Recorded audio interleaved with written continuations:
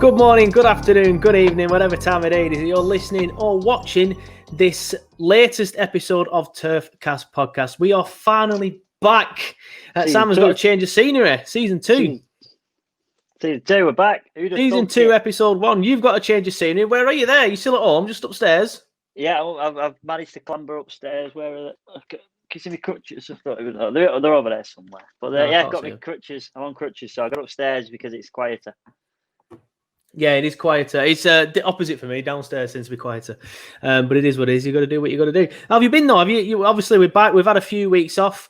I've heard from you, obviously. A few people won't have heard from you. What have you done with your 3 weeks off? Tried to get back to normality, work and life, and obviously the off seasons of football hasn't really been an off season, has it? We've had the England. Not one bit. We have the England. We've had the Champions League. We've had a lot to focus on, and it hasn't really felt like it's been 3 weeks. Has it been 3 weeks? I think we've had 3 weeks off, so it might have been 4 weeks since we last actually did a pod. Right. I don't know. Someone will get in touch. But what have you done with your time off? Anything productive? Anything like that? No. Just concentrated on the hairdressing world. Back into. Mate, you're lying. We won our first ever game of Call of Duty last night. The listeners need to know. First ever battle royale game. And you were the reason why we won it. I'll put that out there right now. You are normally shocking, but last night with that one game, you played well. All lads, apart from the bit I did well. But Wolfie will be impressed. I know he likes a game of Call of Duty. Hopefully, the usual suspects are still here. We've got Wolfie, we'll have Neil, we'll have Jimmy, all the rest of them. Mark as well. Hopefully, you're all right. Give us a shout if you go on. You want to say something? Talking of games, set up Fantasy League this year, aren't you, for season 2? I have. We'll get into that a little bit more later on because I've got an interview with David Monday, who is the editor of fantasyfootballscout.co.uk. So we'll bring David in a bit and have a chat with David and talk more in depth about. He's behind me. He's just having a butty in the kitchen. He's just having. I'll bring him in a bit and then we'll kick on from there. But before we do get started on the Burnley chat, I want to give a big special thank you to podcast sponsors Pitch Sport. If you're watching on YouTube or on Facebook on Friday night, Simon has guessed it. It is there at the bottom of the screen. Can you see that? Yeah. Oh, you can see that, right? I didn't think you could see it. But it is there at the bottom of the screen now. If you haven't already, please download the app. It is available on the App Store and Google Play as well. Well done.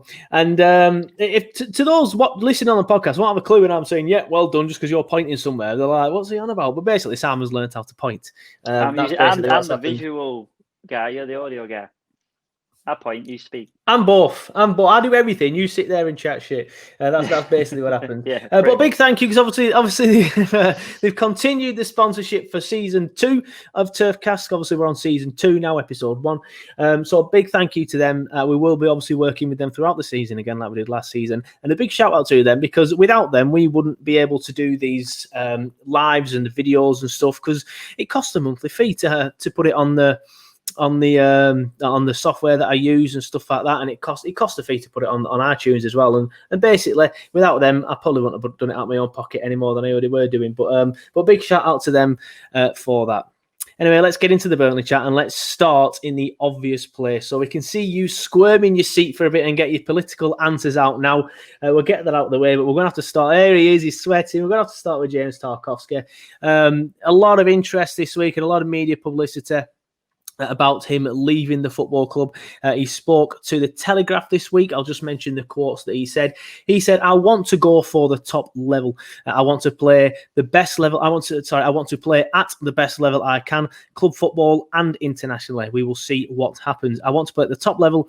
If that opportunity came, I do not think I could turn it down. Now, I wasn't too worried. I'll be honest with you. I wasn't too worried. I saw that West Ham offered, 20 million or whatever 20, at first. Yeah. I'm like, even if you offered the 50 million release clause and he has to chat to you, unless you say rate James Tarkowski, he is 150 grand, which I don't think they do.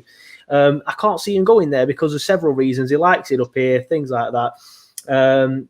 He's been down south before when he was at Brentford and came back because he wanted to be closer to his mother and things like that, wanted to be closer to his home.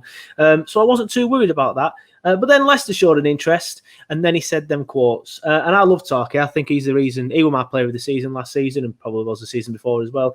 I will be gutted if we leave, but I wasn't worried. Now I've seen the Leicester interest, and more importantly, I've seen them quotes. I'm worried. Yeah, 20 million, I think, is way off everybody's expectations, but it's the start of the momentum in it. It's a snowball effect now. It gets out there. It gets him talking to the media, which he has done. Which I won't say I'm disappointed in him for doing it, but I'm disappointed sort of like that again. That keeps the snowball going on. So yeah, I think, like I said, I'm worried. But it started, like you say, it started the momentum, and now Leicester will come in, and Leicester will probably be the club that everyone's going to be like, well, fair enough. Don't get involved, but if you do get involved, I can see why you'd want to go there.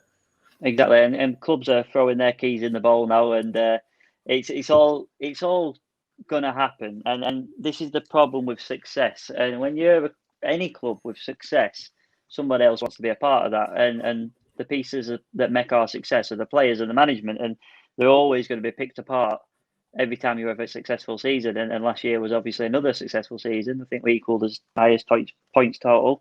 Yeah, we did. So.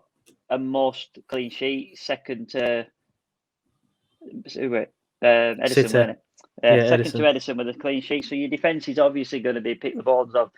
And unfortunately, the other sort of narrative to this is the Southgate England stories that are going around now, and why is he not being selected, and the headache isn't being even looked at in this direction. And unfortunately, maybe he thinks he needs to go. I don't know. I can't speak on behalf of him, but maybe that temptation of how do I play for England is creeping into his head. Of course it will be. It'll be the same. I think it's probably been there for a few years now, ever since he got that first call up, and for whatever reason, he's not really been asked back. I remember he gave a penalty away, didn't he, on his last England game? But it wasn't really sort of a game where you looked at it and thought, oh, he's had a bad game there. He just, like Gomez, for example, gave the penalty against Arsenal, but then he started the game after. So it just seems a little bit weird that would be the reason as to why he's not been included. It's a weird one on why he's not included, isn't it? I know Gareth Southgate has said to players or in the media in the past, it's simply because of the way that you play at Burnley. But what I don't understand what more, like Dwight McNeil, for example, like his comments yesterday when he said, I know a lot of people have been complaining that I didn't select a left-sided midfielder or a left-sided defender, but where is that player? Yeah, where is that player? He said, like, we've got two here that have been perfect for the job, and Dwight McNeil especially. I know there's obsession. There's an obsession with him playing left wing backs, and there's a weird thing about Dwight now for teams of other clubs that think he can play a left wing back. That's fine. I don't think he's going to defensively yet, but Charlie Taylor especially. If you're going to play a flat back four, I know he didn't, but if you're going to play a flat back four and stuff like that, you can easily put Charlie Taylor in that. And even as a wing back, I think Charlie Taylor will be good enough. But you're never going to know unless you try. But the fact that he just didn't call up one left-sided player was absolutely balmy. And the fact that Dwight McNeil didn't get in the England under-21s is more criminal than Tarky not getting in the England squad for me. That was going to be my point. That one confuses me the most because, like you said, there's no that. And if Dwight has a serious ambition to play for England in the future, unfortunately for me, at this moment in time, he needs to consider that left back position, that left wing back position, because he's putting Trippier on the left at the minute, and like that's you said, stupid. And he's got no options on the left hand side, and that's fine. But if you want to be a number 10, which I think he would be good for Burnley, or you want to be a left winger, there's some serious calibre at big clubs around the world, not just in England, that want to play in that position. I think if you went back to a left wing back position, you're almost guaranteeing yourself a place in that England squad right now. Well, you would expect anyway. But going back to the Dwight scenario, I don't understand this at all, because he gets called up for the England under-21s on a regular basis now, I'd say. I think he's a constant figure in the most recent times. He should be. In the most recent times. And then when he gets called up to the 21s, Gareth Southgate picks him and maybe one or two others and says, no, come and train with the first team, lads, as almost a reward, like, for doing well. I don't know, but come and play with the first team. So he picks for the under-21s, gets called up to play for the first team in a training manner. And then the next scenario, he's completely ousted by the whole lot. I mean, that makes no sense. He's almost top boy of his class 1 week, and then in no way, shape or form. Especially considering the season he's just had. He started every single game. I think he was the only England under-21 player to do that. He's got so much experience over the last few seasons, a season and a half, should I say, compared to the rest of that team. It's absolutely staggering. Exactly. It's just absolutely staggering that he's not included in the question. The thing with the under-21s, as many a country do nowadays, is that's the nurtured club that's been moved up a year. It's like under 12s, 13, 14, and now they're under 21s. So you've almost got to say, like, I'd get rid of that boy that's been in there 7 years and put me in the spot. But it's equally their responsibility to keep that position. Exactly. That's a manager's job as well, to make them sort of decisions. That's why you paid all the big money, because you've got to make these decisions. Exactly. But we've got a lot of yes men in this country for managerial roles, and I don't know, the Spain sort of project worked for them, the German project worked for them, and maybe that's the way England are planning it. Like, let's stop bringing these 21s through fast and getting the new prodigies and sitting them on a bench at 16 years old because they play for Arsenal. And then let's make a team out of them. But I don't understand the Dwight one, why he's considered for 3-4 years. I understand the Tarky one. If he has a certain way he wants to play and he thinks he has a better suited player in that position, then that's fine. But on the left side, he's saying he has nobody. But he does. Yeah. So that makes no sense. Like I said, that were a massive. I think sometimes Southgate doesn't help him. Did you get a phone call then, by the way? Yeah, I thought you did. I think Southgate sometimes. We've been to watch England together and stuff. We've been to the Euros. I went to the Nations League and things like that. I enjoy going to watch England, but Southgate's kind of ruining it for me. Like, you don't go just for the football when you're going to England and stuff. Like, you go for basically the piss up and the time away and stuff like that. So that side of it will still be there. But that quote yesterday when he's like, "Show me that player," basically any left-sided player that plays in the Premier League who's English that's done well is going to be so demoralised by that comment. What is he doing? But going back to the Tarky point, again, it's one of them that I do understand. If all the players were available, why he didn't get in that side. But it's the same with Dunk as well. Like, what more do they have to do? Especially Tarky. Like, I like Conor Cody. Don't get me wrong. I think he's a good, no one's defender. Arguing, are there? Some of them. It's just Mings is the one for me, and Dyer as well. Like, why is he playing Dyer at centre back ahead of James Tarkowski? It's just mind blowing. Like I say, I could understand it if all the good central defenders were available and there were, some decent central defenders there as well. But after the season that Tarky has had, maybe not starting for England, but he should definitely be in that squad. And like you mentioned earlier, I think it is that's kind of forcing Tarky's hand now. I also have a big issue with we're going slightly off again, because Nick Pope and Pickford scenario. Now, how the hell is Nick Pope meant to make his position his own when he's not given an opportunity? What more can he do in a Burnley shirt? What more can he do in a Premier League season? What more can he do in the fantasy world? How can he get any better and then not be given an opportunity? And how can Pickford go down and maintain that position? I'm not saying, I understand, give Pickford the first game. I understand that one. I thought, yeah, fair enough, because he's probably can't just go in and say, right, Port, you're in. I understand that, but then that's not give him any game or any time. Yeah. If Kane weren't scoring in the Premier League, mate, and Greenwood came on second half of the season and scored 10, Greenwood would have started. So I don't get it. It's just, I understand. He said some quotes as well in the build-up to these two games, saying, look, I will be using this time to sort of like test the number one position to see, who I want in that role, which meant that, maybe Henderson and Pope would both get game time, even if it was just a half each in the second game, but none of them did. So what on earth can Tarky do more, and what on earth can Pope do more? Thankfully, Pope's still quite young, so he's got time on his side, so he can sort of like be a little bit more patient than Tarky can at the minute. But as it stands, we're going to lose Tarky, Pope, and Dwight simply because Southgate refuses to pick them. Yeah, and it's mind-blowingly annoying. But just before we move on, it's like I said, I'm a little worried now. I think he'll start the season in the Burnley shirt, but I think if Leicester come up with the money, I think he's gone, personally. What's your prediction? I've got to speak. I'm speaking as a Burnley fan. That's it. So I don't anyone think I know anything, because I actually don't. But for me, yeah, it's a given, isn't it? If someone comes in at £35 million plus, Burnley then have to really seriously consider it, because we don't get them offers often. We've never had that offer at that high before. So what sort of price would you think would be a good one to let him go then? Because as just mentioned, just a second ago, I am worried now, because I think if Leicester come up with the money, that I think he'll leave. But then, obviously, if you're watching on YouTube, you will be aware that Simon just left by accident because of that weird, horrible cut. But what you were saying, it's 35 million, and then you've really got to start considering it. The club have not come out today, but there's reports today saying that Burnley would accept 35 million. I still think that's not enough. personally. I think it's not when enough. When you look at Nathan Ake going to Man City for 40, that's got to be the minimum. That's got to be the benchmark because he's had a better season, not just a better season, better few seasons than Nathan Ake. And he's probably not got as a good on a sell-on fee as Nathan Ake will in a few years because Nathan Ake is younger. But that's got to be the minimum for me. 40 million has got to be the minimum. Yeah, I can see that. I mean, the youth of Ake is an investment in it. He's only going to grow if he continues in the path that he's gone. Tarky, you're probably getting a ready-made defender who's going to get better. He's going to get better as he gets experience, granted. But he's you've got to finish the article. So I do think 40 million is probably a realistic thing. You're not relying on him getting more experience to be ready to go into your squad. Like at City, they've got to mould him. Yeah, he ain't ready to go straight into a City squad. Whereas if Tarky went to a Leicester squad, it'd slot straight into that old Maguire role that's missing.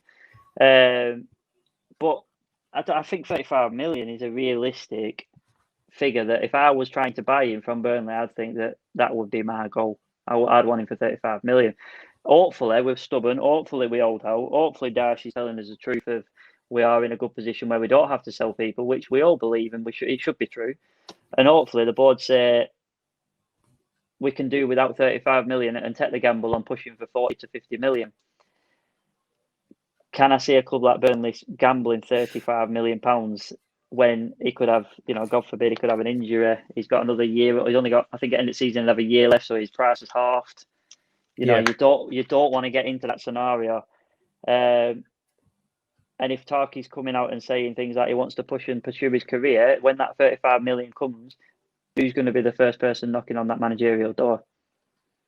So you use a lot more to it. Yeah, I think me and you both know how difficult it is to sort of like try and get Tarky to talk to the press or on a podcast or on a hairdressing video, for example. So the fact that he did that interview in the first place, whether he asked to do it or whether he was asked to do it is irrelevant. The fact that he's done it in the first place is telling enough for me. But anyway, we'll move on. We'll see how that develops over the next few weeks. Hopefully, whenever the transfer window closes, he's still here. Fingers crossed, because he's the linchpin in that side for me. Him and Nick Pope are the massive ones. If we lose any of them two, I think we are in big trouble. But moving on, obviously, we're both still wearing the retro shirts because that's how we roll. We like the retro shirts here on Turfcast Podcast. But the new Burnley shirt is out. Came out. I can't remember when it came out. It came out. It should have been out a long time ago. Let's be honest. That were an absolute farce from the club, and I've said that on social media all along. They said there was something wrong with some sort of like a legal issue as to why they couldn't announce it. We'll never know what the issue is with that, but it's the same brand, the same sponsor. So what could be the legal issue? Like, we'll never know, and we'll never be told why. But I personally think that's a smokescreen to have behind bullshit of we couldn't be arsed, we're on furlough, so we couldn't be arsed getting it done. But anyway, let's chat about the actual Burnley kit yourself. What are your thoughts on the actual kit? It got a lot of stick. It got a lot of, not just a new kit as well. Let's talk about the new range, because it got a lot of stick when it first came out. Because again, it were on that kid's coat hanger, you know what I mean, or whatever. It's always going to look shit in bad lighting, in like a flat or whatever, with just on a coat hanger. I think it was like a double XL as well, unless it were a tiny coat hanger. It didn't look that good, but now I've seen the players playing in it. I've seen it on a proper photo shoot done by the club. I actually really like it. I really like it. I think it's really smart on. It's a lot better on. I mean, that photo shoot with the 1920s tribute was mainly to understand where the shirt ideas come from. It was never really about the shirt, was it? It was all overlays of videos. So we're never going to get the best example from that. However, seeing it in person, I think it's a sick shirt. Going into the training leisure and wear, and they call it on the website, it's class. It's so good. I mean, I'm 260 quid down in a weekend, mate, and I ain't bought myself out. So yeah, see, I've not got it yet. I will be going to get it. Obviously, I'll have to get me the shirt, my son the shirt. Dad, if you're listening, sorry they brought it out after your birthday. But there's them jackets as well. I like the jackets, and I like the one that your lad wearing today. How can I explain it? It's the training gear with like little squares on it as well. That is really nice, and I'll be definitely getting that. And there's the Umbro one. I know England, where it's just a night tick and it says England. Spurs have the same night tick. Spurs. We've got one now. Umbro sign. It just says Burnley under it. It's so simple, but I actually really like that one. Well, Umbro's owned by Nike, innit? So it's always like 2 years behind the Nike trends, if you will. So like when that was coming out, now we've got it. So it's kind of cool to see that we're getting these things now. But It's I tell you what, talking of tops and stuff. Have you seen the Premier League ladder or table? Sorry, that says the pricing structure. Shout out to Daniel Cullen. I know he listens to the podcast. I think he watched it on YouTube and stuff like that. He gets involved in a lot of the lives as well. It was him that actually tweeted it and tagged Turkcast in it. We retweeted it. But we are in the Premier League. We have the lowest price for kids' full kits, which is good to see. Yeah, fair play to the club for keeping it that way. They could have cashed in on the Premier League success. Fair enough, they didn't do it in year 1 and 2, but you can understand if they'd have done it by now, and they still haven't. Massive hats off to them for that, because it is a working man's town. It's a working man's club, as they say. So fair play to them for not getting lured in. Well, top of that list was Spurs, and for a kid's full kit, a child's £100. That's ridiculous. Like, so what's the shirt? What's the shirt there for a kid? £70. If you think, I don't know what it is. It's going to be around 65, 70 quid for a child's t-shirt. That's ridiculous. I mean, it costs them £12 to make it. Absolute scandalous. So the price well done to Tottenham will be buying it in will be probably cheaper than the price that we're getting it in, because of the magnitude of how many they're buying. And then they're selling it for 2 times more, is it nearly? No, scandalous. So well done to the club for that. Interesting read was, what is it, the top 4, I think, in my memory? Nike. Were they? Right. Maybe like the Nike sponsorship deal. I don't know. They're different, yeah. It's all written in the contract. Nike do some good stuff, though. I will give Nike that.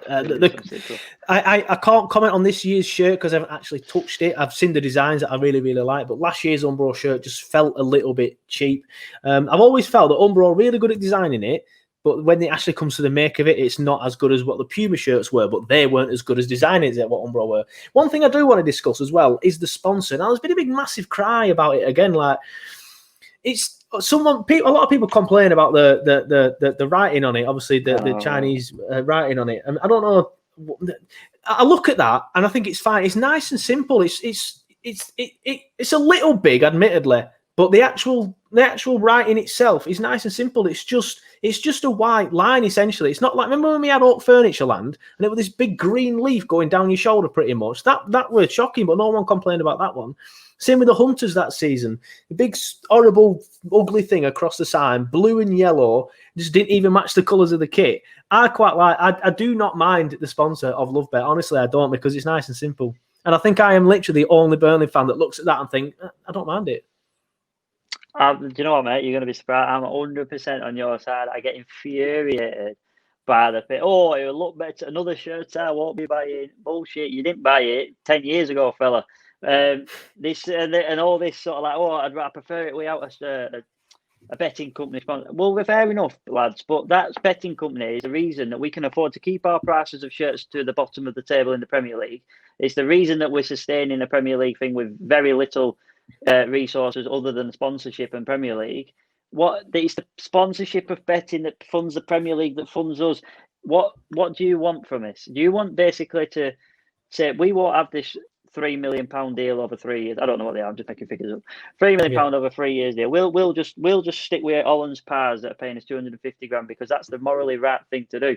And it's fair enough. It might be, but then we'll be back in the Championship, mate. We need this. I mean, I work for a betting company. That's my, not full-time, so I don't have a full-time. Exactly. There's nothing wrong with them. Like, I understand people have issues and stuff and can go into debt with them, but again, until the Premier League come out and say, or the FA or FIFA say, right, no more betting companies on football shirts. Exactly, it's not going to happen. Admit they told cigarette companies that they couldn't do it anymore, and I think they told beer companies they couldn't do it anymore. Beer companies now just put it on the advertising hoardings around the side, I think. Anyway, I can't remember. I might be wrong. But until the FA or the Premier League or FIFA come out and say you are not allowed to do that, the club are always going to do it, and so is every other club in the Premier League because they pay the most money, because they have the most money.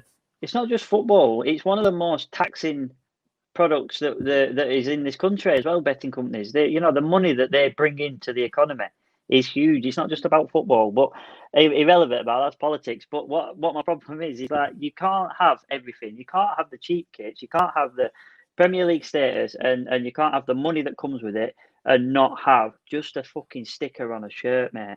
That's all it is. Do you know what I mean? Is that smarter? Is an Ensley thing with a board around it that's been done on fucking clip art? Is that smarter than a fucking thing? I don't understand what you want from it. What do you want from it? That's what I mean. That's why I like it, because it's the only very, very, very slight issue I have with it is it could be smaller, but it's not even that big. It's nice and simple. Like I said, the Oak Furniture Land had a big green leaf on it, and no one batted an eyelid. Oh, it's a local company. Oh, brilliant. Oh, there's nothing wrong with having Love Bet on it. Word. Nothing wrong with having Love Bet on it. Anyway, move on before we piss more people off. Friendlies. Obviously, it's a pre-season podcast, so we have to talk about them, but we've not been able to watch any of them, which is another bullshit thing, which the club should be doing. I can stream this. You can stream a football game. So we can't read too much into it, like I said, because we don't even know how we've played. But we beat Tranmere. Did we lose to Shrewsbury? Beat Hearts. Drew against Preston. Who did we play the same day as Hearts? I can't even remember. I think we beat them as well, though. Last year, I think it was. Did we not pay £2 to watch Preston friendly? Yeah, and what I don't understand is, and again, we'll never know, because the club aren't transparent enough in things like this, and there might be a reason why we're not aware of it. Again, I'm not sure. But Preston North End have streamed every single of their pre-season games because they have the capabilities to do it, which we do, because as you mentioned, we watched either a Preston. Put it this way. Yeah, I was going to say, I remember being on holiday and watching it, and it were a perfect stream. The club did really well with it, so they have the capabilities there. Whether they used a third-party company or they did it themselves, I'm not sure, but the options there are available to them. What I don't understand is, if Preston North End have streamed every single one of their pre-season games, why did Burnley Football Club come in and say, part of the friendly is that you can't stream this game because we don't want our fans to see it? I don't understand. What is wrong with them? Stream the game. We want to see the game. And what annoys me more is fans going, it's just a friendly. Who cares? Stop sticking up for them. They could honestly take a massive shit on your chest and you'd stick up for them. It winds me up. If we want to watch the friendlies, the option should be there. They're a multi-million-pound company. Admittedly, the media department will not get multi-million pounds, but it is part of a multi-million-pound company. It's all part and parcel of it. It's the same with the Aberdeen game a few years ago at home. Again, why wasn't that streamed by the club as well? Imagine if, I don't know, that 50,000 people came in and watched that Aberdeen game. It's not just the money, because they could advertise it. It's the fact that people all around the world will see more of Burnley Football Club. It's more marketing and more exposure, makes the club bigger, makes the club better. They just don't think like that, and it winds me up. Why on earth? I've mentioned it before. You may have heard it already if you're a fan of Turfcast. If you're new to the show, I've got something to tell you. I work for Bradford City Football Club. I have been to 3 or 4 pre-season friendlies at Bradford City Football Club this season. They streamed one of them. We streamed one of them. If the League Two club can do it, Burnley can do it. And I forgot. And it don't even annoy me. The thing that annoys me the most is, Preston North End were like, we'll do it for you, lads. We'll do it for you. We'll just put it on our YouTube and all your fans can watch it. No, none of that. Do not stream our football games. Why?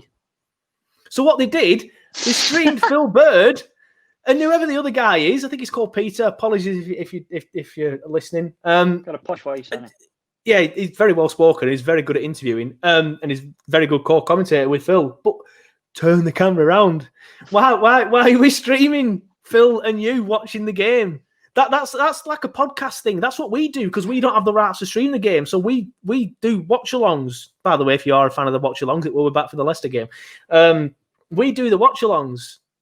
Just turn the camera around. Just turn it round. That's the only flaw I have in the argument. If they don't want to stream it, just tell me you don't want to stream it, fine. But whatever, I'll get over it. Why don't you want to stream it? If you don't want to stream it, I want to know why. Yeah, I don't really get it. But what I've always had an issue with is when someone says something, I'm like, well, that's a lie. Because they don't have the capabilities to stream it while streaming the comms cam. Just look foolish as a tweet. I saw the tweet and I thought, we just streamed comms cam. I haven't seen that. But the fact that don't have the capabilities streamed games last season or facilities, shows that they do. Whatever. Shows that they do have the facility. They might not have the facilities themselves, like Bradford City. We don't have the facilities ourselves at Bradford City. So it was a third-party company that worked with Bradford and Huddersfield Town, who both stream the games on their YouTube channels. A company that I used to work for. One. So you did one for Leeds United versus what was that non-league club? Harrogate. Not non-league anymore, mate. Not non-league anymore. I was so camped by the way if you're watching on you. But that's what I mean. Third-party companies do it for you. So why don't they just get in touch with third-party company and say, we'll give you 500 quid. That's all your staff paid and travel costs. If you want me to go on a rant, I understand your argument because you work in media. That's your argument. If you want my rant, I love marketing. I work with L'Oreal and stuff like that, and we work on branding and ideas. And for me, how this club doesn't... Well, we're one of the few clubs that aren't on things like kitbag.com, like selling his shirts over to the American followers that watch the Premier League. And like you said, the branding aspect, I think there could be more done to make us... if we're not going to earn money doing things and we want to complain that the money's not there for this kind of club, there is avenues to earn another income. And that's one of them is the way that we market to sell. One thing that used to annoy me is when we have players like Joe Hart and Joey Barton who have more followers on their social media than the club do, is that every other club, when a new shirt will come out, they get the players to tweet, "Oh, look at this new shirt," or a picture of this. They didn't do that. They've started doing it now. So hats off to the club. You've done that this season. I saw Jay tweet a picture and put it on Instagram. Chris Wood, I might have missed it. I might be wrong, sorry. I know Bailey did. Bailey tweeted a picture of him out in the kit. Yeah, but like these are like after the events. Look at David Beckham, the stir he caused. It was media. He just put a picture of himself sat on grass. Even if Burnley, I'm talking like we're not that complicated. Do you know what I mean? If you got a picture of Andy Payton striking a ball into the turf net in the new shirt, everyone would be fucking buzzing for it. Because we're not, like you said, we're not that complicated. If you got Brian Jensen picking up the old Burnley shirt, we don't need a David Beckham. We're not asking for a David Beckham. So don't come. And it'd probably be free. Beckham would have charged Man United about 10 grand for that Instagram post. Beast would have been like, "Yeah, I'll do it for free." Andy Payton would have done it for free. They'd have just done it to get a free shirt. That's all we're at. Yeah. But anyway, moving on. That's my rant for this week. I didn't expect that. It's from the heart. You know what I mean? It's from the heart. But as you can now see below, we do have a fantasy Premier League this season. It's new. I ain't used it yet. Well, I have. I used it on the interview that I did earlier in the week with David Monday. No, you can't go on top of what you're doing. Yeah. With David Monday, the editor of fantasyfootballscout.co.uk.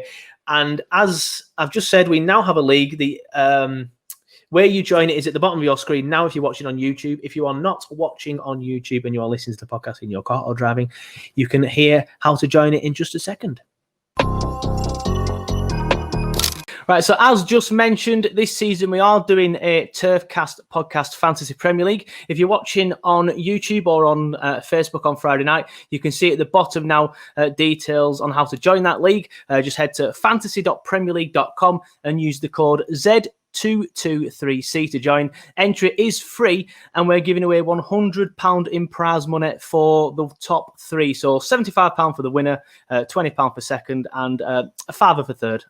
It's better than a poke in the eye in it, I guess. The other person you can see on screen now is David Monday. He is the editor of fantasyfootballscout.co.uk. Thank you for coming on Turfcast, David. Yeah, thanks for having me. It's good to go and talk to more than just the usual football fans. I've been talking to Southampton fans over the summer. And now I'm talking to Burnley fans. So it's nice to kind of talk a little bit specific about one particular team. And Burnley's, got to be honest, one of my favourite teams to watch in the Premier League over the last few years. So it's nice to be on. It's refreshing to hear you say that because we get a lot of grief, not just as a football club, not just as our style, but as a football club as well. So it is refreshing to hear that someone actually enjoys watching us play. Well, it's what I love about the way that Sean Dyche sets his team up is it's no nonsense and it's sort of no frills and spill and but at the same time very direct. I love watching, especially the centre forwards play. Chris Wood, I'm a big fan of because. I think there was one stage last season when he was right up there with Jamie Vardy for big chances in some of the tables that we've got on Fantasy Football Scout. That's a really, really good number. So anyone who says that Burnley aren't worth watching, you're perhaps just looking in the wrong place or expecting the wrong thing. They're all about getting direct up to the centre forwards and getting goals, and that's what I like to watch. Yeah, anyone that says Burnley aren't worth watching are just wrong. That's how I like to say it. Absolutely. But you mentioned there, obviously, fantasyfootballscout.co.uk is your website. You mentioned that you have tables and things like that. If you just want to use this opportunity to tell people who might not be aware of you guys, the sort of things that you do on a daily and weekly basis. Yeah, so Fantasy Football Scout is, in my humble opinion, the biggest and best fantasy football site there is out there. That's not very humble. Well, I mean, the thing is, it's the brainchild of someone who hired me a long time ago. So, I can sort of say that, having not really created it, I was given the keys by somebody else. So I feel like I can just about get away with it. But yeah, we got some great stuff on there every season. We do a lot of detailed articles. We watch every game, every minute, analyze every minute and second of it, and look for things that maybe not necessarily everybody's got necessarily the time to see themselves. So we'll do match reports on every game. We'll do nice preview bits ahead of every game as well, analysing which players we think are most likely to score on the next weekend using, as you mentioned there, we've got some tables, we've got graphs, we've got heat maps, comparison tools. We have a season ticker that helps you work out who's got the best fixtures and how that changes throughout the season. There's all number of tools and tips that you can get there. So if you want to sign up as a member, then now's the best time to do it. Now's the cheapest time to do it as well, and the best value as well, because then you'll get the whole season of all this. It's just so comprehensive, all this advice that we give. And we've got some of the best managers who historically have done well at this game. I do okay. I'm mainly here just to kind of edit other people's articles who are better at the game than me. But we've got some guys who are top of our Hall of Fame who finished the top 1K, top 10K, just a stupid number of times over the last 10 years. So we get some advice from some real experts as well. So yeah, it's got everything that you could possibly need to plan for your team for the new season. So by that logic, obviously, I know you just confessed that you're not that good yourself, but by the logic of you reading all these articles that other people create, having a look at all these graphics that other people create, you'd be the perfect person to get on, say, a podcast to talk about a brand new league that somebody's just created. Yeah, pretty much. Yeah, I mean, I try not to do myself down too much. It's just I like to see myself as a steady Eddie, the guy that has all the information, the factual information. And if you want the the real strategic masterstroke tips from some of the top level managers, then you can find them on Fantasy Football Scout as well. But yeah, I try and do the rounds as much as I can, spreading the good word of Fantasy Football Scout, because I found it very helpful before I joined as editor, and I find it even more helpful now that I'm stuck into it so heavily. Well, obviously, everyone wants the best team. That's obviously the aim of the game. You want to pick the best players and the best teams. So there's a little bit more to it than just picking the best players, though, isn't there? If you want to give someone sort of like the best tip that you could think before we get started, sort of like the best before you pick your team, if you haven't already, if you're thinking of joining the TurfCast podcast, Fantasy Premier League, after hearing this interview, if you're going to sit down and choose your team, what would be the one tip that you could give somebody? Yeah, I mean, I think you've hit the nail on the head perfectly in there when you mentioned it. It's not quite as simple as just getting all the best players and leaving it there. I think my one tip, if I diluted one or two tips into one umbrella term, would be look for balance in your team. And there's sort of two reasons for that. Number one is if you try and throw all the most expensive players in there, you are going to leave yourself very short in other areas, and you'll have a team full of 4.5 million midfielders, 4.5 million strikers and 4 million defenders that just either won't play, or when they do play, don't offer you very much. So you have to kind of be very ruthless and pick just some one or two key premium midfielders and forwards, and then you're going to have to not have some others, so that you've got the ability to have some 6 million midfielders that offer you a bit more value, maybe the best player in a mid-table team. Burnley are actually a great club for this, because their prices are always like perfect for value. So Dwight McNeil, I think, is a quality player. He's got excellent delivery. Yeah. I think he's 6 million this year. Goodmanson, I think, is 5.5 because he's had his injury problems. But as we all know, when he's on his day and he's fit, quality there as well. And I talked about Chris Wood already, 6.5 million. Joe Rodriguez obviously loves shooting. It doesn't necessarily always go in, but he shoots a lot, and sometimes that can end up in the back of the net. So, and he's 6 million as well. So players like that are really key to your team. So have them in your team, I would say. But also, it's just quite key to make sure that if you've got players in that sort of price point, it gives you that opportunity to, a few weeks down the line, move on to some of the bandwagons a bit more easily.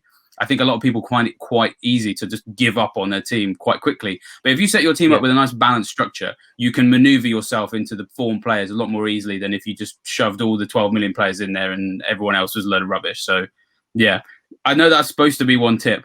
Hopefully it counts as one tip. But, that would be my main advice if you're building a team right now, is balance.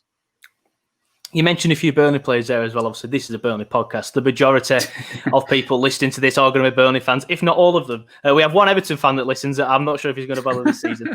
Shout out to him if you're listening. But if you could choose one Burnley player, just one Burnley player, who would you put in your team? Because as you mentioned, there's quite a few good ones. You didn't mention Nick Pope, but I would imagine he'd be a good one with the amount of clean sheets he got last season. Obviously, Tarky gets the same clean sheets as well. Then you've got Chris Wood, like you say, Jay, like you say, he might not always go in, but when he does, he scores special goals like he did at Man United and home to Chelsea as well. So if you could pick just one Burnley player, who would you have in your team this season? Yeah, that's a tough question. I mean, you've mentioned some good guys there. I do quite enjoy watching those guys play, but also owning them in fantasy. I think I will come in on Pope actually, because I think he's a big talking point this season because he's gone up in price so much, deservedly so. I think I've been saying for a number of years that he's I think England's best goalkeeper.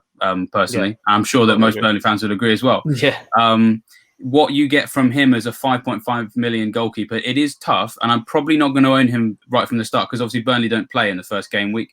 So to have such an expensive goalkeeper right from the start is tough. But when I do eventually wildcard, I will almost certainly have him there because normally a 5.5 million goalkeeper is maybe a De Gea or a Lloris or like a Schmeichel, a goalkeeper in, I guess, a top 6 team who, in theory, keep a lot of clean sheets. But as we know, over the last couple of years, they don't necessarily.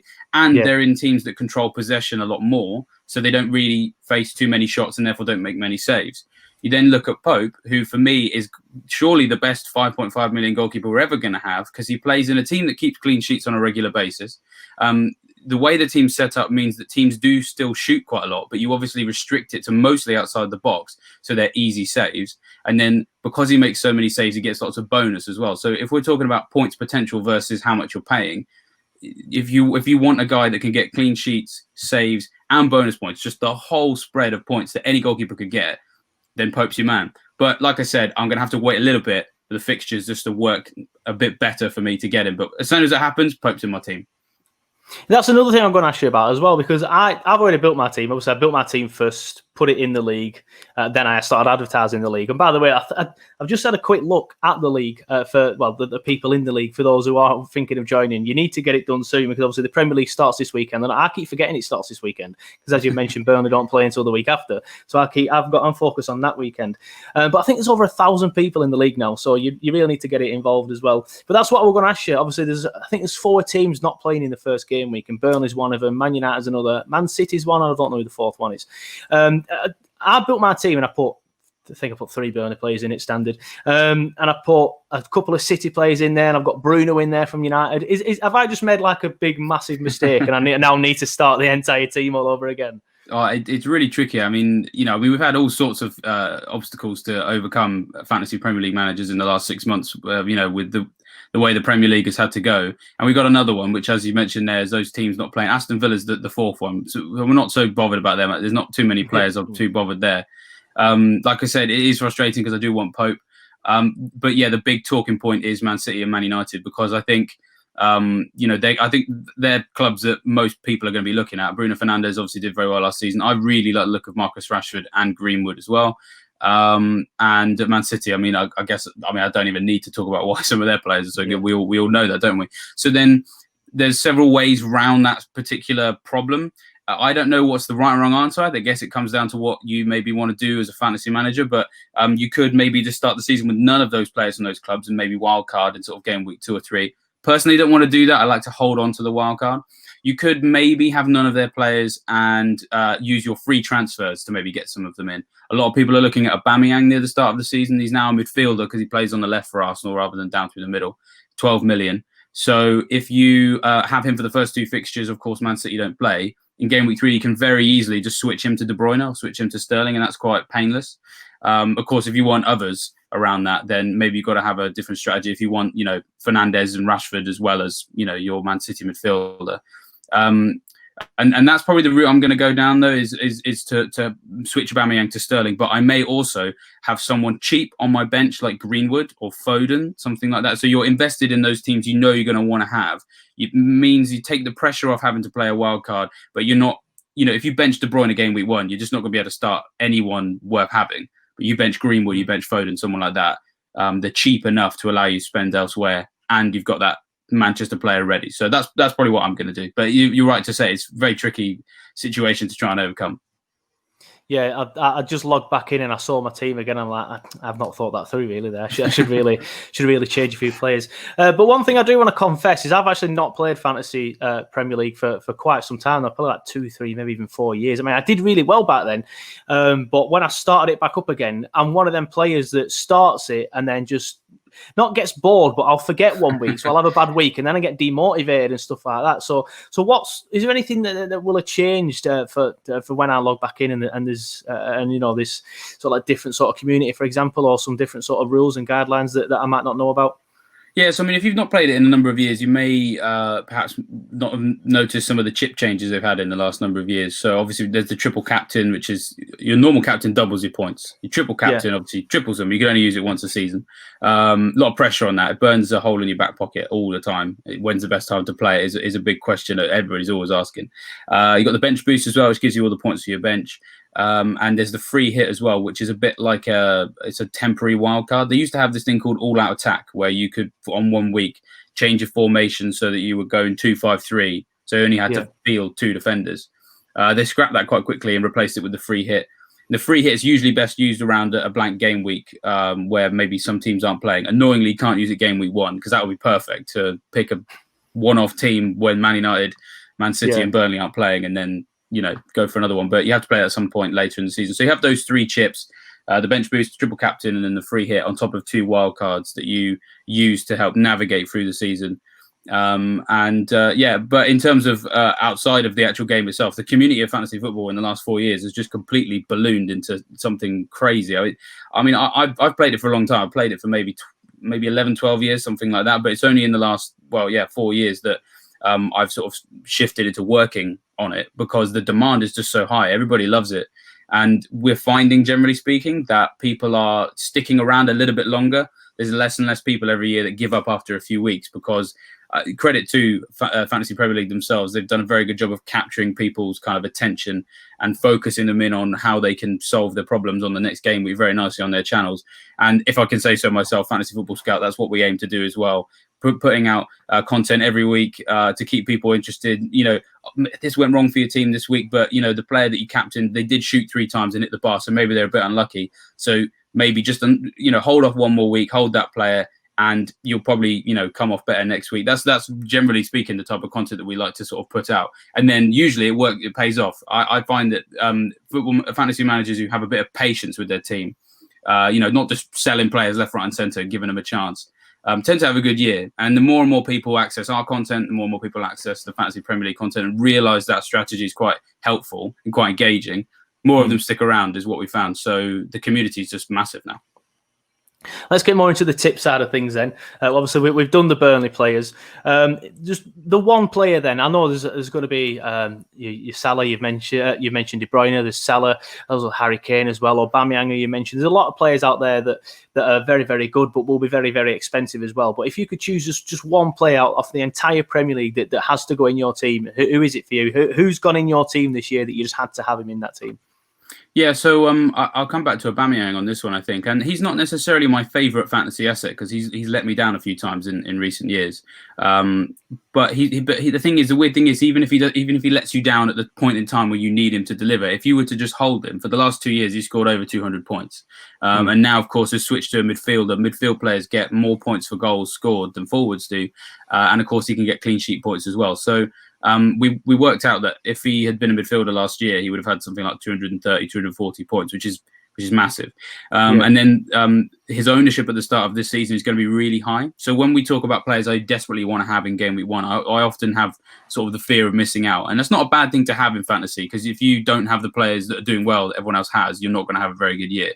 And because he's there in lots of people's teams, and got 2 very nice fixtures for the first 2 game weeks, probably going to be the guy I captain game week 1 because Arsenal are away at Fulham.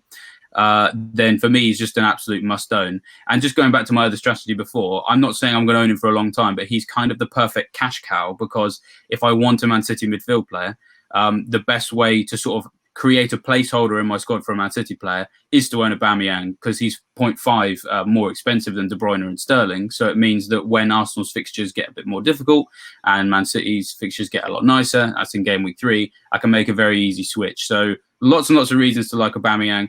And ironically, one of those reasons is I can sell him quite easily. Yeah, happy days. And obviously there's a lot of bargains out there as well, or the people are always looking for bargains as well, because like you say, you can't just have all the 12 million players in there, or whatever the most expensive one player is in there. So who's the best sort of like bargains? What you can choose one or choose a few people that we should be looking out for that are not as expensive as the rest of the players, maybe only 6-7 million, for example, but you really should be having them in your team. Yeah, so I mean, it's really hard to find these at the start of any new season, but especially this year, because we're not seeing quite as many preseason games, so it makes it slightly harder for us to have an idea. I mean, I've always referenced John Lundstrom last year was just an absolute legend for fantasy managers, although I do appreciate his biggest haul of the season was against Burnley, so maybe I should keep quiet. It was a pub day in the office for us that day. Yeah, it was a weird game. I don't think I've ever seen Burnley get so outplayed. It was very strange, but anyone who had Lundstrom didn't mind too much. So yeah, but he was started off as a 4 million defender, which we don't normally get too many of those that start games. And this year, it's a bit tricky. We think maybe Tyrick Mitchell at Crystal Palace might be the one to turn to, but only really for the short term, because he's getting a stint in the team, because Van Aanholt obviously is out injured at the moment. So I'll name check him, because I think first few weeks probably going to get something from him. But in terms of value, I quite like the look of Shea Adams, which a lot of people have laughed at me for, because of course he had a terrible year last year, and especially near the beginning he was getting chances but he was missing them. And of course Danny Ings is sort of almost the obvious guy, right, because he had such an incredible year. Another great guy in Burnley's history as well. So I'm sure there'll be Burnley fans that'll be dying to have him in their team. I think I've got him, actually, to be honest with you. I think he is my cheaper striker up top. He does look so good, and I can't really say that he's not going to have another good year like it, because I know what his quality is, and we all know how good he was before he went to Liverpool, before he got injured for Burnley. So the quality's there. I think he's going to have a good year. But the slight issue with it, he is slightly more expensive than last year. He's 8.5 million now, which obviously is more than last year. He was so good last year because even if he didn't score, you knew he'd probably score next week, and that's fine because he only cost me about 6 million. But when he's a bit more expensive, you might be a bit more itchy to sell him. So that's why I'm looking at Adams, because actually in the last 4 matches of last season, Adams actually outscored Ings. He shot more than Ings. His chances were of higher quality, so his XG was higher. He had more shots on target than Ings and more touches in the box than Ings for 2.5 million cheaper. So if he can keep that going, which he seems to be doing in pre-season, you can only read so much into it, but the signs are there, then maybe Adams might not necessarily score the same number of points as Ings, but if he goes close and saves you 2.5 million, then I think Adams could be a really good outside differential bet to get a bit of value in your squad for the start of the season. Well, my next question was going to be, who's going to sort of like surprise people the most, or who do you think people's going to surprise? Player that's going to surprise people the most. But obviously, Che Adams will probably fit that bill. Do you think there's going to be anyone else out there that might surprise a few people? Or a team, for example, that might surprise a few people. Obviously, we've not mentioned Leeds yet. Leeds are going to be very interested in the Premier League and the Fantasy Premier League market. There's a few. I think I've got Ayling in mind. I think Ayling will have a good season in the Premier League. He gets forward on the left as well. I think Charlie Taylor a little bit too expensive for me. But Leeds, for example, they could surprise a lot of people on the Fantasy League and the Premier League circuit as well. Yeah, when you said a team that could surprise, my go-to was going to be Leeds, because I think a lot of people, for a lot of younger fans, I suppose, which it feels depressing to say because I'm only 28, but a lot of younger fans will perhaps not really kind of understand necessarily what Leeds really represent in the Premier League. And I'm sure, most of us who've been around long enough do get it, but it has been a long, long time since Leeds were in the Premier League. 16 years, a long time. Those of us who can remember them playing in the Premier League just know how big a team they are and how much they know it. These Leeds players know how big they are, and they're really going to puff their chests out and really give this season a good go, I think. Not even just for their own sake or for the fans' sake, but just because they love Bielsa so much. I've been chatting to a couple of Leeds reporters at the start of the season, because we always at Fantasy Football Scout like to profile in detail as much as possible any new teams that come up. So we did quite a lot of work on Leeds. And what we were hearing from all the reporters we spoke to was that Bielsa already, even though he's only been there 2 years, has this kind of godlike status to the point that the players will just like run through brick walls for him. They'll just do anything for him. He's very good at taking a team and making them kind of bigger and better than some of their parts. It's going to be tricky, I think, actually, to necessarily identify where the fantasy angle is at the beginning, because actually, for all I've just said, Bamford is quite wasteful as a centre forward. Rodrigo's obviously come in and will probably challenge his minutes. Hernandez, I think is probably their best player when he starts, but he's not getting any younger, so he might have his minutes managed. So then actually Ayling is probably one of the best ones to look at because he's nailed on to play in defence and, as you say, does like to get forward. So I'll expect in a few weeks' time, once we know what that Leeds team's going to look like in the Premier League and how they're going to play, then, I could probably say with a bit more certainty, I think he's the guy to go for, he's the guy to go for. But my eye will certainly be on them because I do expect someone to emerge from Leeds. Yeah, well, that's pretty much it from me then, David. It's been absolutely fantastic having you come on the show. If you haven't already, David, you're more than welcome to join the Fantasy Premier League as well. Obviously, you might have a bit of a slight advantage that you are the editor of fantasyfootballscout.co.uk, but because you said earlier on you were that good yourself, I thought I'd offer you an invite on as well. And obviously, if you win, happy days. It's £75 for the winner. If you haven't already, details are at the bottom of how you can join. A big thank you to you, David, for coming on, and I might get you on later on in the season, have another chat. I intend to do this sort of like once every couple of weeks, couple of months, get some different people on, of course, and just sort of like chat of how the league is going and stuff. So hopefully we'll see you again, and thank you for coming on. Yeah, thanks for having me. And as I said, if anyone particularly enjoyed any of the tips that I've given and would like a little bit more information, then head over to fantasyfootballscout.co.uk for considerably more than I could condense into 20 minutes of a podcast. Yeah, definitely do that. And like I said, David, absolute pleasure having you on. And hopefully we will see you again later in the season. Right, so big thank you to David for coming on the show. As he mentioned there in the podcast, in the interview, just head to fantasyfootballscout.co.uk if you want to hear more from David and get more tips and things like that. They do weekly things. The information on how to join the podcast is below. If you missed it at the start of the interview with David and you're listening onto the podcast, all you have to do is head to fantasy.premierleague.com and use the code Z223C6 to join. Entry is free, and we are giving away 100 English pounds in prize money. Now, Sterling. I went on to the app, Sterling. That's legal tender. I went on to the app today, and honestly, I can't count them because there's so many people in the league. I honestly believe, no, I think it's over 1,000, mate. Shut the front door. I might be wrong. That's what I mean. We're not complicated folk because Burnley fans put 100 quid on table. They know. Honestly, it's not even just Burnley fans. There's loads of people in there. It's like I was seeing like names like, I don't know, something about De Gea or one of them were about, and one of them were about like De Bruyne. I was like, what? Where have you seen this? But I guess a few retweets and that, and it can get to anybody. But it is open to anybody.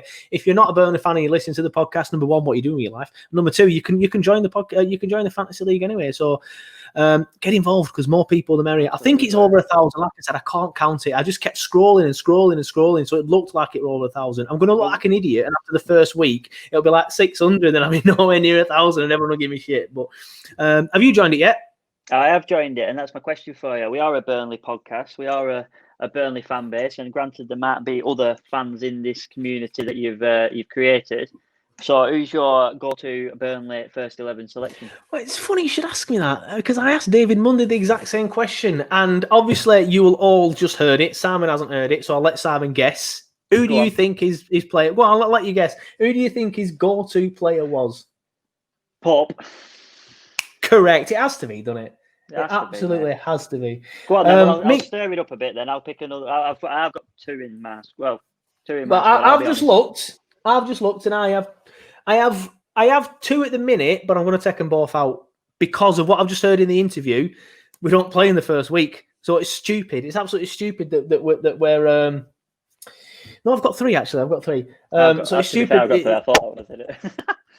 So there's no point in them three being there. So I'm going to take them out. I'm going to take them out and try and get them back in over the course of the season and stuff. Because the first week we're not playing, and the second game week it's a tough game at Leicester anyway. So I might rejig it a bit. And obviously you can, if you've already done your team, you can make as many jigs as you want at the minute because the season hasn't started. But I've got Charlie Taylor in, and if you just listen to the interview with David Monday, I told him that I haven't got him in, but I have. I've got him in. Chris Wood and Bailey Peacock-Farrell is on the bench. Nick Pope, Taylor, and McNeil. Yeah, it's got to be. As much as I love Tarky, and Tarky is the linchpin, as I've said, in our Burnley side IRL, Taylor's going to get more points on fantasy, surely, because he goes forward as well and can get an assist. Having said that, Tarky popped up with a couple of goals last season. I think that. So that was my thinking behind it.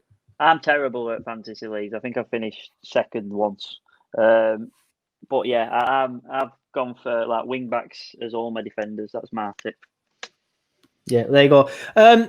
As mentioned, Simon, I'm saying this to you now, not to the listeners. I've just interviewed David Mundy. I know I've said it a few times, but you obviously haven't heard it yet. Everyone who's listening to the pod or watching on YouTube or Facebook on Friday night, they'll have just heard it, so they'll have heard all the tips. So I recommend downloading it, Simon, and listening to the podcast that you feature on for the first time in your life. It's funny you to actually get some tips.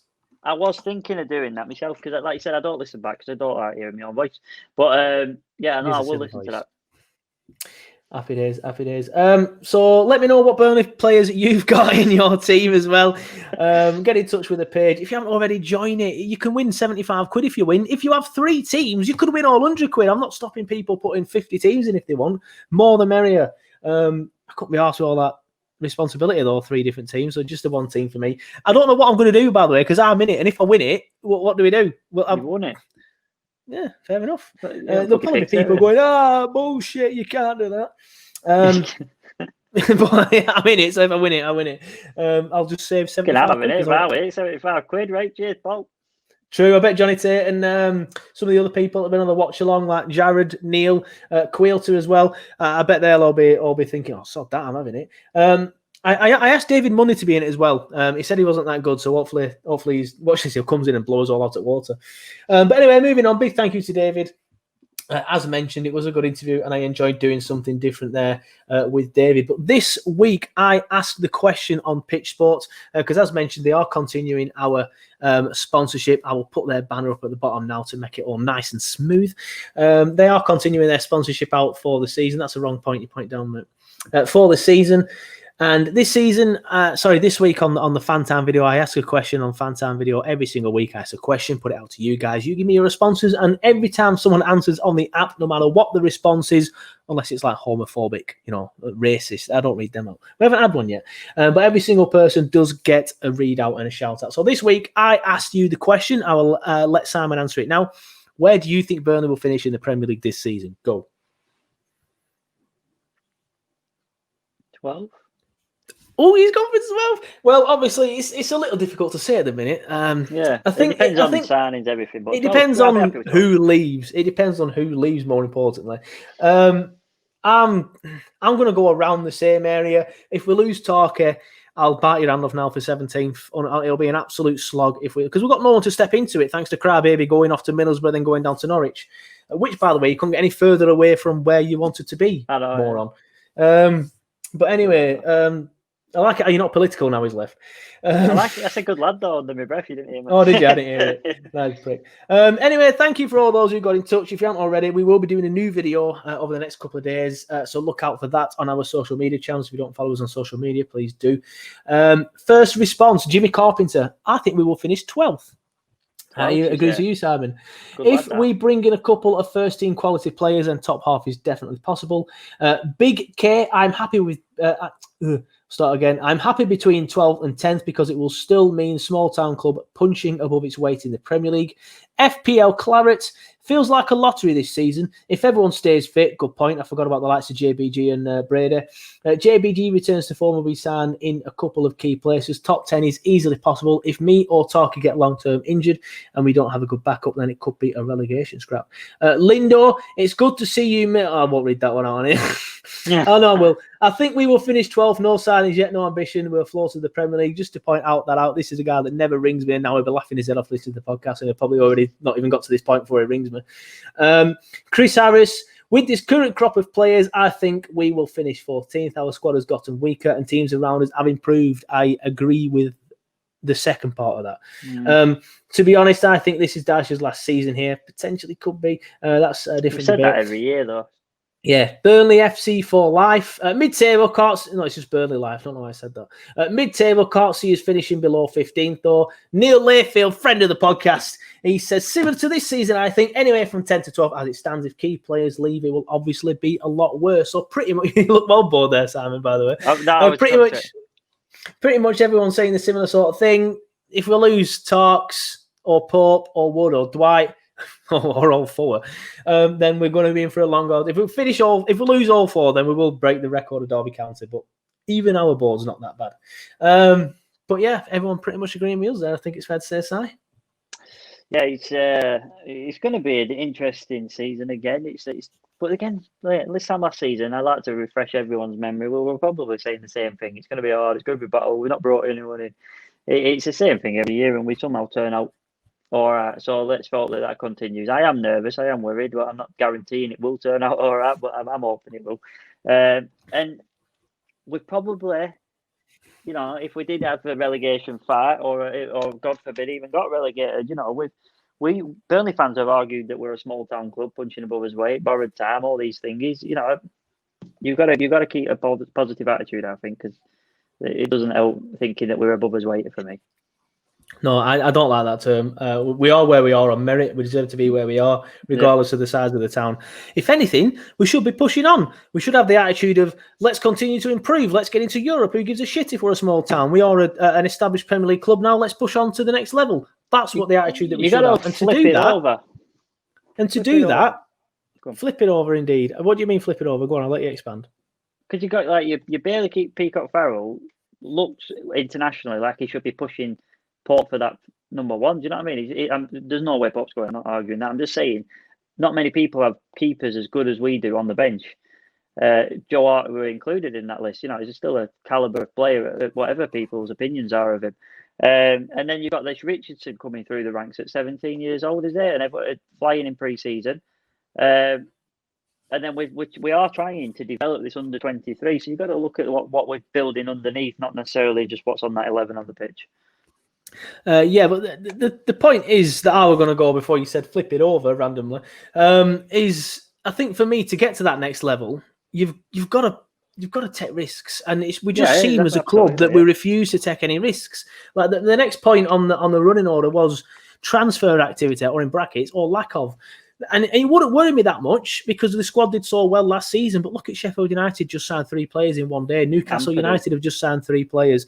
Just like, what the fuck? Like, why aren't we? I don't expect people are going to go, oh yeah, but Newcastle is owned by Mark Ashley. He owns a multi-million-pound company. Fair enough. Same with Sheffield United, who are backed by a Saudi prince or something. I don't know. I don't really care. But people said the same thing about Bournemouth as well and stuff, and it never really worked. Leeds have got a lot of money as well. Now they're in the Premier League. They're bringing in players. I can't remember his name. That Spanish lad. The lad from La Liga. And it's just all these teams around us are now strengthening, and we're standing still.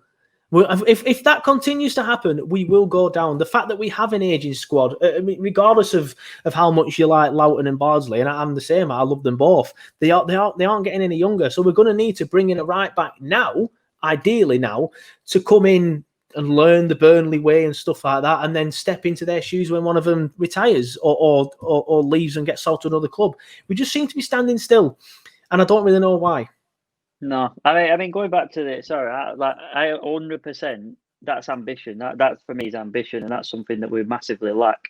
What I'm talking about is punching above the weight. Just to clarify that, I don't think we are. I think we're building from the ground up. I don't think this club is small town, and we have actually building a massive infrastructure underneath this thing. It's like a duck hunt on water in it, and that's the way I look at it. We're going to football club, from the training ground to the development squad to the category A, what they call it, development. What they call it, academy. From the category academy to producing players like Dwight McNeil, and not only that, producing players like Tarkowski. It's not just. He's not come in a ready-made defender, mate. He came in, sat in the bench for 12 months, and now he's worth arguably £50 million. So we are building an infrastructure. As terms of ambition, we are massively lacking. But that's, like you said, have we got the money to gamble? I think we do, but I can't see the books. Yeah, well, we can't see the books, can we? But all you have to do is look at the fact that we brought in X amount of money for the last amount of years we've been in the Premier League. It should really be there. Then there's the sales of Keane as well and things like that, and Heaton as well. It's just frustrating. But anyway, moving on, because I know you've got a shoot in about 10 minutes. Let's get some Premier League preview action and some Premier League previews. Now, the highlight of this is you probably going to tell me that Chelsea are finishing the bottom half and then they'll go and win the league again. So that was one from last season, if you don't remember. Simon did suggest that Chelsea would finish in the bottom half. I think, where did they finish? With 4th in the end or 3rd? I think United finished 3rd, didn't they? I think they struggled to get in top 10. I genuinely did. I didn't think that young squad with a young manager had enough to compete for a Champions League at all. But unbelievable job by Lampard. And the time they did really well this year, Christ. Yeah, exactly. It could be.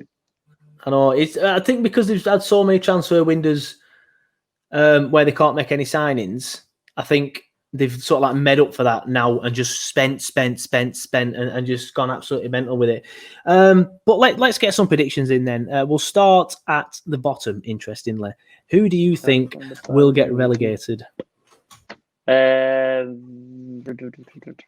think Villa will get relegated, and I hate to say this, if they don't change the manager pretty imminently, unfortunately. I don't want to see people lose their job, and I think he's apparently a really nice guy. But I think that they need, for the players, the kind of players that they're trying to buy, I think they need a different type of manager. So the football they want to play, etc. That's for me. Would I have him as a Burnley manager if Daesh left? Yeah. To be fair, I don't think he's a bad manager. I just think for that style, it probably doesn't suit that kind of club. Villa.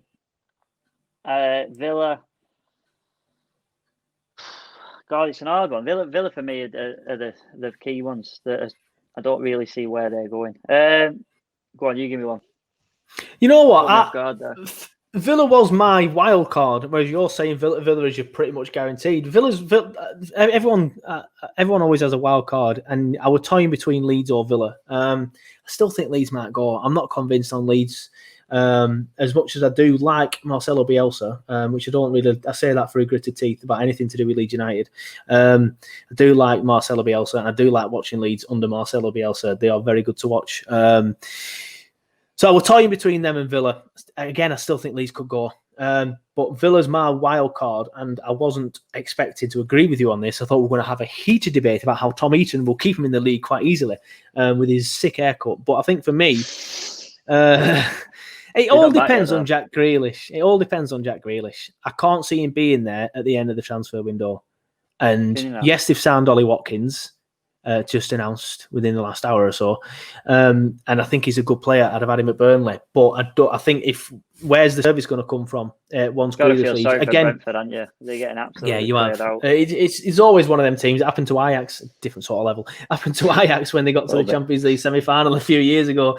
They just got picked off by bigger sides. It's happening to Brentford now. We should have been circling, but obviously not. But if they lose Jack Grealish, I'm struggle to see where they're going to get that creative spark from. I like John McGinn in the midfield as well, but it just don't have that spark that Jack Grealish has. And I'm happy to admit when I'm wrong. I said at the start of a few podcasts last season I don't rate Grealish simply because I've never seen him play in the Premier League. I have the same opinion now as Calvin Phillips. I don't see how he's in that England squad when all he's ever played in the Championship. I didn't like how everyone had this big hoo-ha about Jack Grealish when all he ever really played is in the Championship. He stepped up into the Premier League and did really, really well. I think he absolutely bossed us on. He won Villa that game on New Year's Day here at Turf Moor. I wish he'd stop rolling around on the floor and stuff, but that's just a given for anyone these days because we're getting old and stuff and we're Burnley fans and we like it. Like, ooh, tough. But for me, Villa's my wild card. I think my other two guaranteed. West Ham, you're going out. You're pushing boat out. West Brom for me. West Ham and West Brom.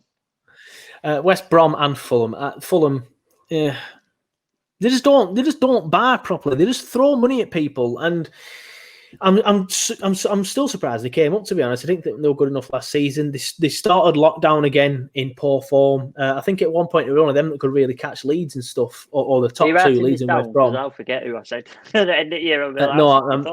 I didn't write it down last year. I just remember your ridiculous comment about Chelsea. That's the only reason why I remember it. So for me, Villa, Fulham, and West Brom. For you, Villa, West Ham, and West Brom. That'll really work. Who's your sort of like surprise package this year? Because obviously Burnley, Sheffield United are surprised last year. I think Sheffield United will struggle this year. My surprise strugglers will be Sheffield United. We could be the surprise strugglers if we sell Tarky. Or it won't be so much of a surprise if we sell Tarky, to be fair.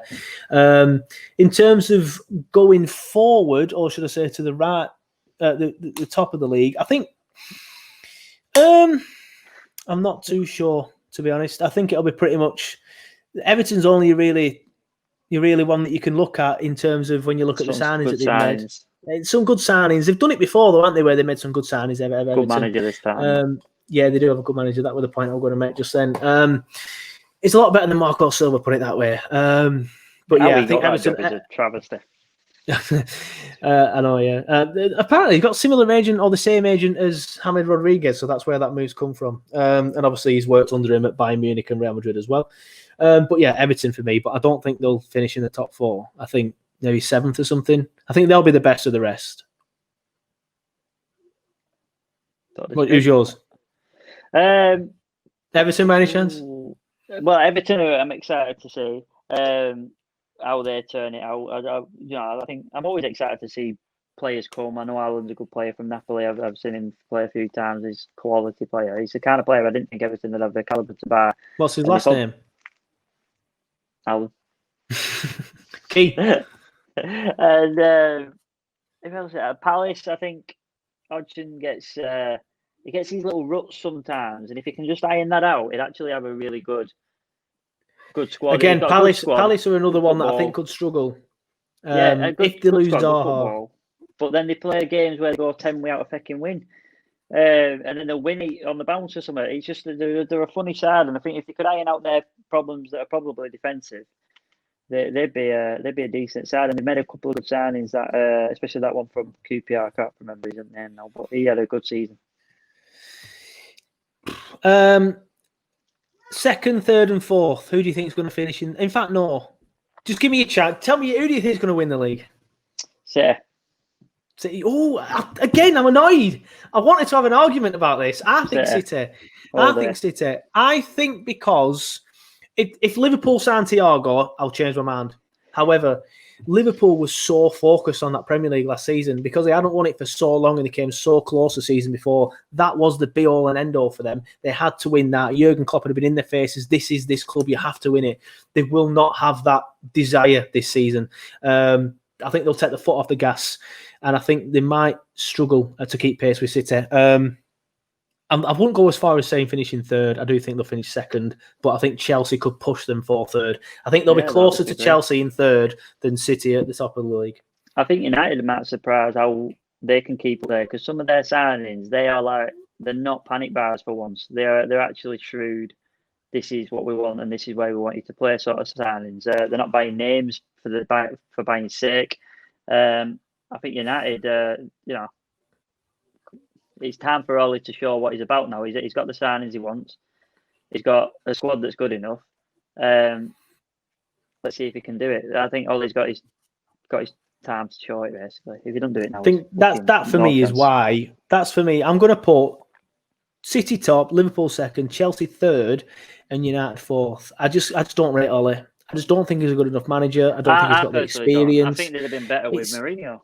Yeah, it's ridiculous how Poch is still there and still available, and they've not snapped him up. It's ridiculous that Ancelotti's at Everton and Ole Gunnar Solskjaer's at Manchester United. You'd think, if anything, that should be the other way around, obviously, apart from the fact that Ole played for United in terms of managerial experience and things.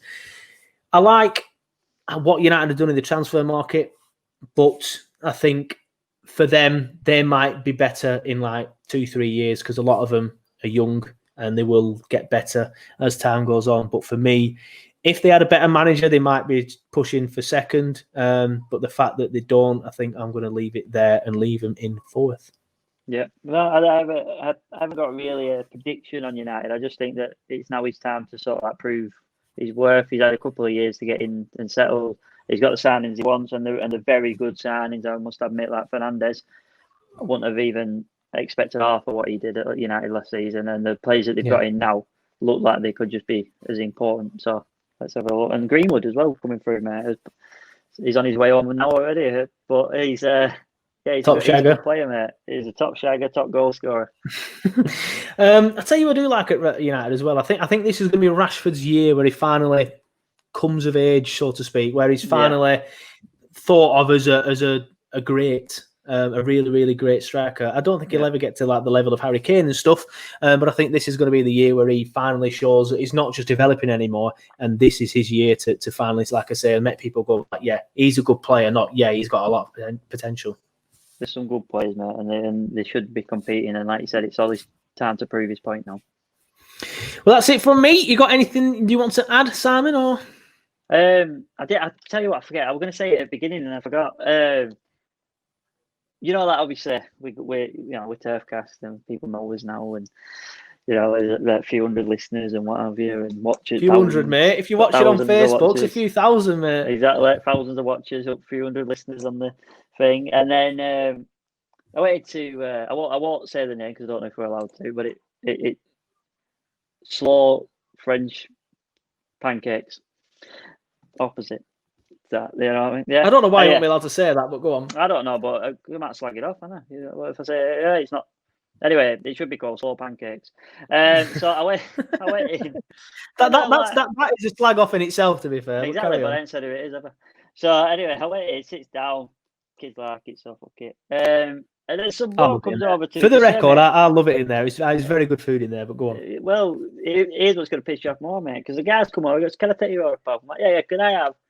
I don't remember what I ordered. He went, when you finish, mate, how are you getting on anyway? I'm like, oh, yeah, good, thanks. Like, common question I get asked, a man in a wheelchair with 2 braces on. How's your legs getting on? Are you getting better? You feel, yeah? I'm like, yeah, really good, thanks, mate. All the normal niceties that you do. And then he went, tell you what, mate, when you finish, come in, sort you out with a discount, mate. I'm like, I don't know who this guy is. And then I'm like, oh, no, don't worry about that. Don't be daft. No, mate, best podcast there is, mate. You come in and see me, I'll look after you.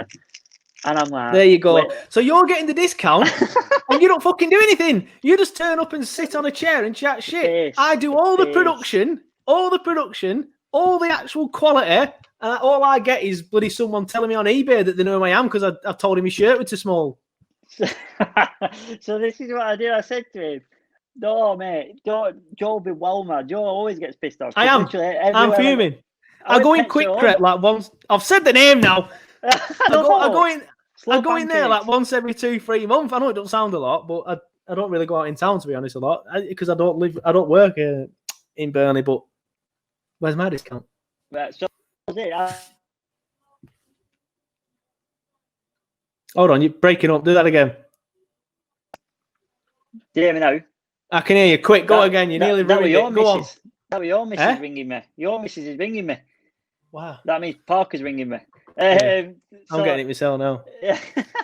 So, I've been in Pets at Home, and he was like, oh, mate, I love the podcast. Brilliant podcast. Like, thanks, Paul. Yeah, we work hard on it. And we? You don't do anything. I never said that. And then I go into the thing. I'm like, mate, Joe's going to be fuming. He hates it. I said, everywhere I go, I can't go to schoolyard, pet shop. Now I'm going quick, fancy, slow crepes. And I said, you know what I mean? I said, he'll be well mad. I said, what's your name anyway? And I'll make sure I give you a shout out on my podcast. I'm gonna guess at the name. Yeah. Reese Hamilton. And he works there. I know he works there. I've seen pictures of him. I didn't even know his name. So when he said Reese, I went, what's your last name? Hamilton. I went, fucking hell, I don't know. Because obviously I recognise the Twitter and the thing, but I didn't have a face to him. And it's a good job you reminded me of Reese. I nearly called him Kieran. He said, I got Kieran Hamilton. Shout out to Kieran Hamilton who works in Quick Crepes. I don't know. Reese Hamilton at Slow Pancakes. Well done, lad. Thank you very much, mate. I love you. You know, when you say shit like Slow Pancakes, you ruin any potential sponsorship. From Slow Pancakes, don't want it. But shout out to Reese. Where's my? He's a Blackburn fan guy who wants Slow Pancakes. He's there. Sat down on the table and said, oh, you walk like me. I went, why not? I'm not going in there again. I'd already made my decision before you told me. There you go.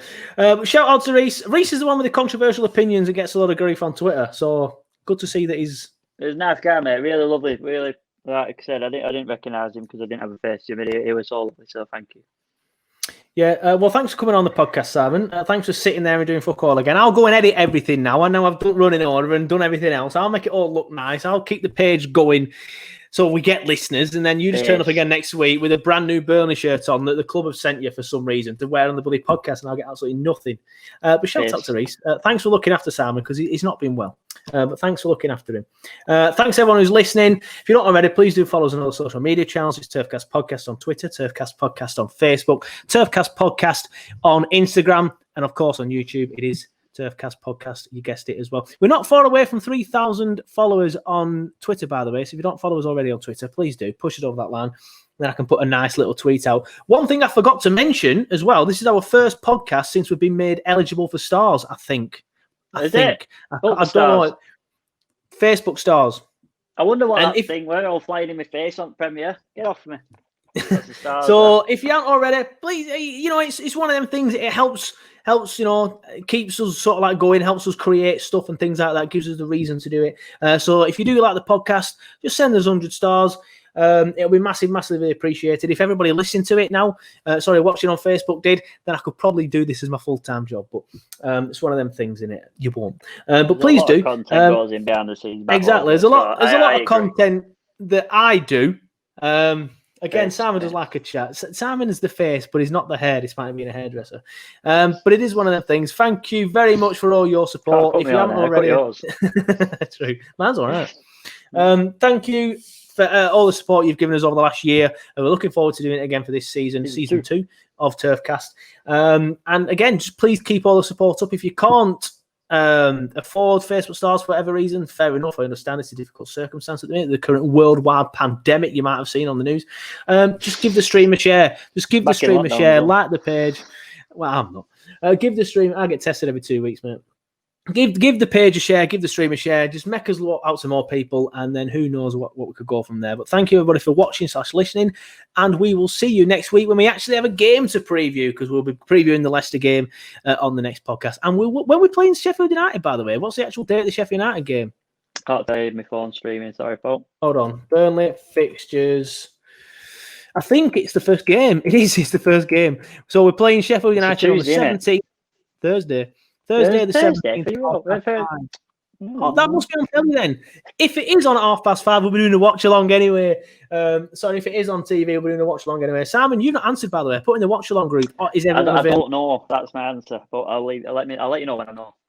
Neil Layfield, Quailty de Barrow, you are on standby if you're listening to this. Get in touch and you'll be on the Sheffield United potentially and Leicester watch alongs. Anyway, we're in now. I've done this for an hour. The interview with David Monday is 25 minutes. So you've got a bumper preview. Right, Simon's got to go. I'll end the stream. Thank you very much, and we'll see you next time. Bye.